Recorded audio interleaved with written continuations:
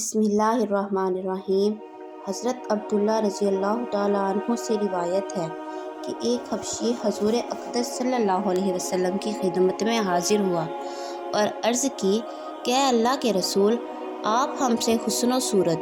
اور حسن رنگ میں ممتاز ہیں اور نبوت اور رسالت میں بھی۔ اگر میں بھی اس چیز پر ایمان لے آؤں جس پر آپ ایمان رکھتے ہیں اور وہی عمل کروں جو آپ کرتے ہیں، تو کیا جنت میں بھی آپ صلی اللہ علیہ وسلم کے ساتھ ہو سکتا ہوں؟ نبی کریم نے فرمایا، ہاں ضرور، تم اپنی حبشیہ بدصورتی سے نہ گھبراؤ۔ قسم ہے اس ذات کی جس کے قبضے میں میری جان ہے،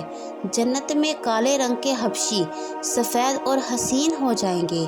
اور 1000 سال کی مسافت سے چمکیں گے، اور جو شخص لا الہ الا اللہ کا قائل ہو جائے، اس کی فلاح و نجات اللہ تعالیٰ کے ذمہ ہو جاتی ہے، اور جو شخص سبحان اللہ و بحمدہ پڑھتا ہے، اس کے نامہ اعمال میں 1,24,000 نیکیاں لکھ جاتی ہیں۔ یہ سن کر مجلس میں سے ایک شخص نے عرض کیا، اے اللہ کے رسول،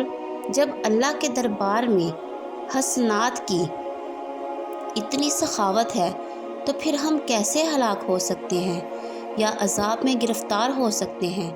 آپ صلی اللہ علیہ وسلم نے فرمایا، یہ بات نہیں، در حقیقت قیامت کے دن بعض آدمی اتنا عمل اور حسنات لے کر آئیں گے کہ اگر ان کو پہاڑ پر رکھ دیا جائے تو پہاڑ بھی ان کے بوجھ کا تحمل نہ کر سکے،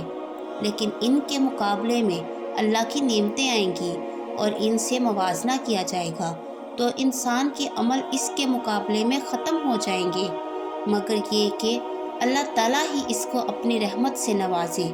یہ سن کر حبشی نومسلم نے رونا شروع کیا، یہاں تک کہ روتے روتے وہیں جان دے دی۔ نبی کریم صلی اللہ علیہ وسلم نے اسے اپنے دست مبارک سے دفن کیا۔ سبحان اللہ۔